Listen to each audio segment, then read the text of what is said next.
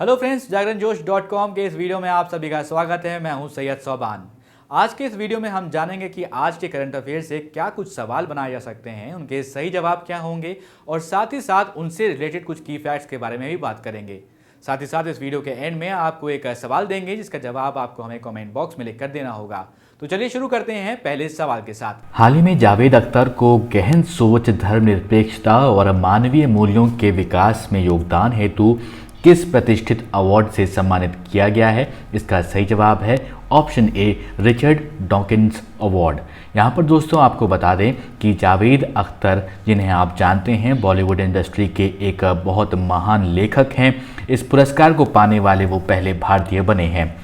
पुरस्कार का नाम है रिचर्ड डॉकिंस अवार्ड। इससे पहले बिल मेहर और क्रिस्टोफर हिचिन्स को ये पुरस्कार मिल चुका है। रिचर्ड डॉकिंस पुरस्कार को साल 2003 से दिया जा रहा है, जो ब्रिटिश विकासवादी जीव विज्ञानी रिचर्ड डॉकिंस के नाम पर इस पुरस्कार को रखा गया है। ये पुरस्कार उस व्यक्ति को दिया जाता है जो सार्वजनिक रूप से तर्कसंगत, धर्मनिरपेक्षता के मूल्यों और साइंटिफिक ट्रूथ को बनाए रखने की उद्घोषणा करता है। तो इस अवार्ड को पाने वाले जावेद अख्तर साहब पहले भारतीय बन गए हैं। यहाँ पर दोस्तों आपको बता दें, अगर 2017 की बात करें तो 2017 में डेविड सिल्वरमैन को यह अवार्ड दिया गया था। फिर 2018 की बात करें तो स्टीफन फ्राई को दिया गया था। 2019 की बात करें तो रिकी गेरवाइस को दिया गया था और 2020 में दिया गया है ये जावेद अख्तर साहब को। तो बॉलीवुड की तरफ से इनको बधाई दी गई है।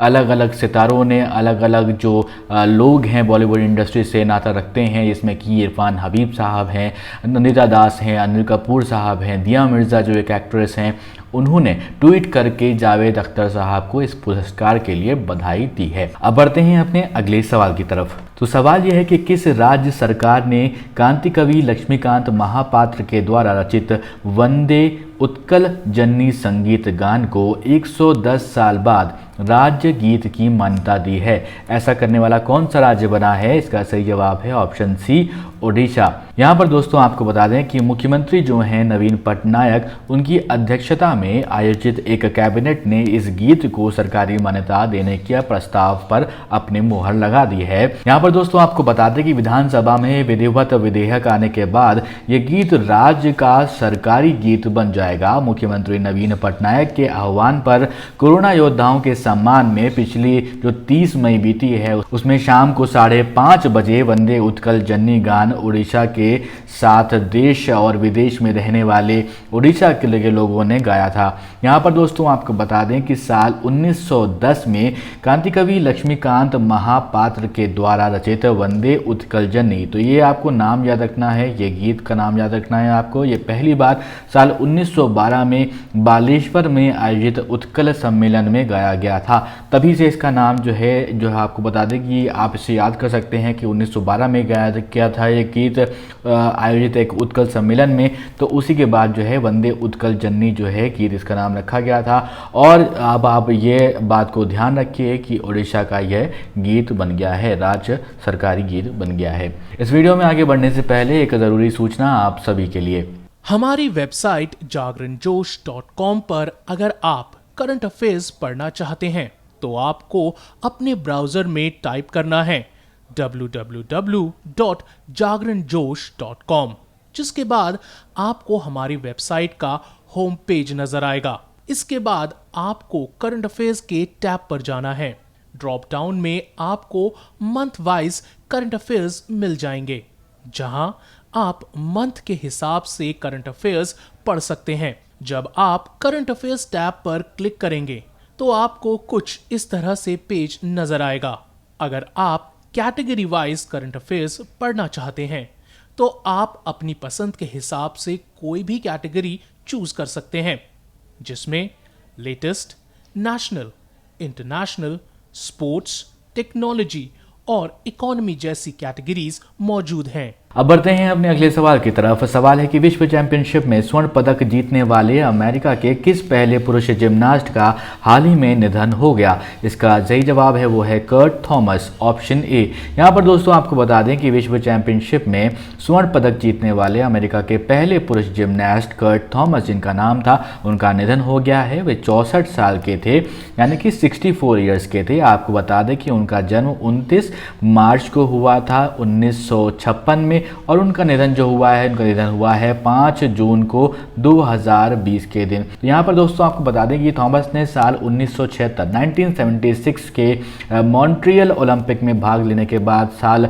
1978 में फ्रांस के स्ट्रासबर्ग में खेली गई विश्व चैंपियनशिप में फ्लोर एक्सरसाइज में स्वर्ण पदक जीता था। और ये जो मैंने आपको यहाँ पर बातें बताई हैं, कहाँ पर, कब और किस लिए जीता था उन्होंने ये पदक, तो ये आपको बातें ध्यान रखनी है, इस पर सवाल बनाए जा सकते हैं। इस तरह से वो जिम्नास्ट ऐसे जिम्नास्टिक थे जो विश्व चैंपियनशिप में सोने का तमगा जीतने वाले पहले अमेरिकी बने थे। तो इस बात का भी ध्यान देना है।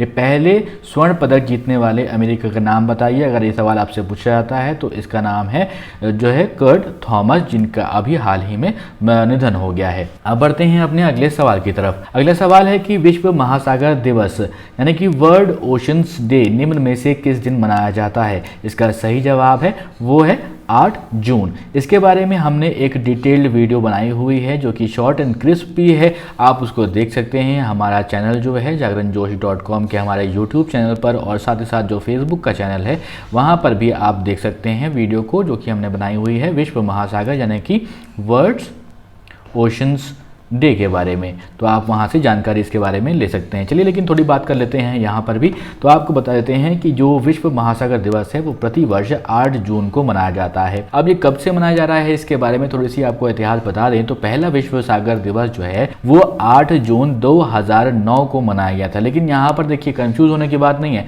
यहाँ आपको बता दें कि ये दिवस साल 1992 में रियो डी जेनेरियो में हुए पृथ्वी ग्रह नामक फोरम में प्रतिवर्ष विश्व महासागर दिवस मनाने के फैसला लिया गया था वहां पर। उसके बाद साल 2008 की बात करें तो 2008 में संयुक्त राष्ट्र संघ द्वारा इस संबंध में आधिकारिक मान्यता दिए जाने के बाद से साल 2009 में पहली बार 8 जून को ये दिवस मनाया गया था। तो कंफ्यूज नहीं होना है।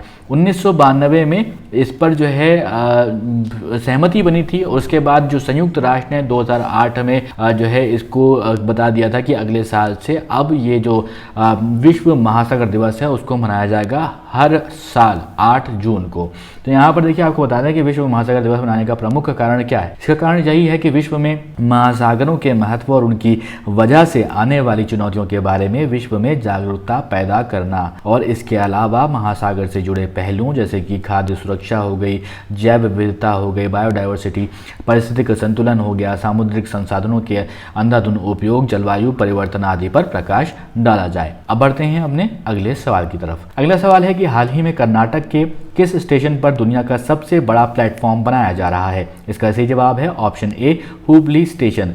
तो ये बात आपको ध्यान रखना है कि कर्नाटक का ये स्टेशन है जो कि सबसे बड़ा प्लेटफॉर्म बनाया जाएगा वहाँ पर। इससे पहले कहाँ पे था, तो इसके पहले कहाँ पर था वो भी हम बताते हैं आपको। तो कर्नाटक के हुबली स्टेशन पर दुनिया का सबसे बड़ा प्लेटफॉर्म होगा। अब अभी भारत का जो दुनिया का सबसे बड़ा जो है प्लेटफॉर्म है वो गोरखपुर रेलवे स्टेशन पर है। गोरखपुर कहाँ है? गोरखपुर है उत्तर प्रदेश में।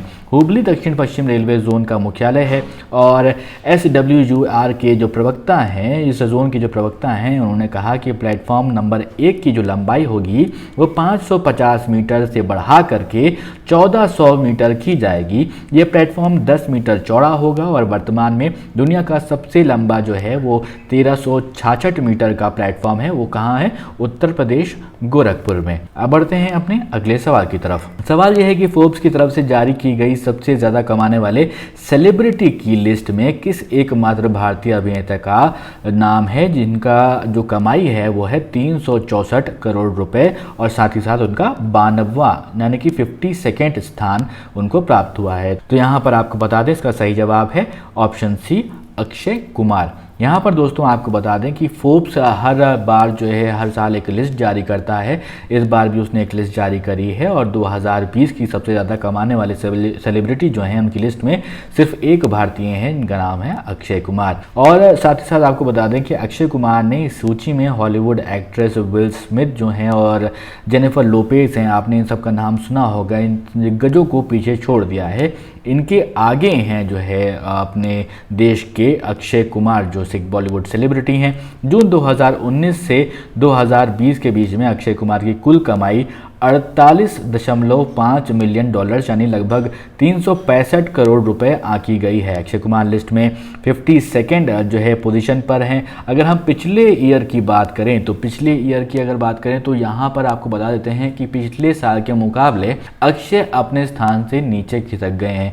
पिछले बार उनकी जो है इस लिस्ट में 33 पोजीशन थी और इस बार 52nd है। यहाँ पर हम बात कर रहे हैं 2019 की, ये है 2020 के हिसाब से डेटा। अब बढ़ते हैं अपने अगले सवाल की तरफ। सवाल यह है कि कन्नड़ फिल्मों के किस प्रसिद्ध अभिनेता का हृदय गति रुकने से बेंगलुरु के एक निजी अस्पताल में 39 यानी कि 39 ईयर्स की उम्र में निधन हो गया? इसका सही जवाब है ऑप्शन ए चिरंजीवी सर्जा।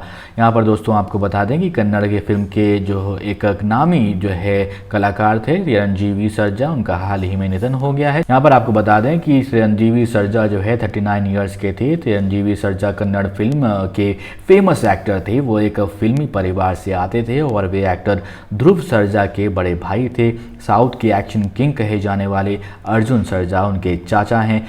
चिरंजीवी ने साल 2009 में कन्नड़ फिल्म वायुपुत्र से डेब्यू किया था। अपने करियर में उन्होंने कुल 22 कन्नड़ फिल्मों में काम किया है। अब दोस्तों वो सवाल जिसका जवाब आपसे हमने पिछले वीडियो में पूछा था, सवाल था कि केंद्रीय मंत्रिमंडल ने पर्यावरण के क्षेत्र में सहयोग पर भारत और किस देश के बीच समझौता ज्ञापन को हाल ही में मंजूरी दे दी है? इसका सही जवाब है भूटान। आप में से बहुत सारे दोस्तों ने भूटान जवाब दिया है, कुछ ने नेपाल भी कहा है, लेकिन दोस्तों नेपाल आपका गलत जवाब है। सही जवाब है भूटान। तो यहाँ पर दोस्तों आपको बता दें कि भूटान जो है इसका सही जवाब है। यह समझौता ज्ञापन दोनों देशों में लागू कानूनों और कानूनी प्रावधानों को ध्यान में रखते हुए इक्विटी पारस्परिक लाभों के आधार पर दोनों देशों को पर्यावरण के संरक्षण और प्राकृतिक संसाधनों के प्रबंधन में निकट और दीर्घकालिक सहयोग को स्थापित और संवर्धित करने में सक्षम बनाएगा। ये समझौता ज्ञापन हस्ताक्षर की तिथि से लागू होना और 10 वर्ष की अवधि के लिए लागू रहेगा।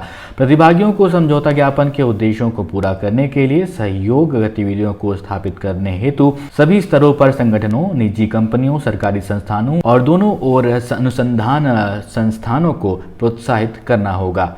अब दोस्तों एक सवाल आपके लिए जिसका जवाब आपको हमें कमेंट बॉक्स में लिख कर देना होगा। सवाल है कि 2022 महिला एशियाई कप की मेज़बानी के अधिकार हाल ही में किस देश को दिए गए हैं? तो इसका जो सही जवाब है वो आप हमें कमेंट में लिखकर बताइएगा। आपके ऑप्शन हैं नेपाल, चीन, रूस या फिर भारत। अगर दोस्तों ये वीडियो पसंद आया हो तो इस वीडियो को ज़रूर लाइक करें, इस वीडियो को ज़रूर अपने दोस्तों के साथ शेयर करें और अभी तक आपने हमारे चैनल को सब्सक्राइब नहीं किया है तो ज़रूर सब्सक्राइब करें और देखते रहें जागरणजोश.com।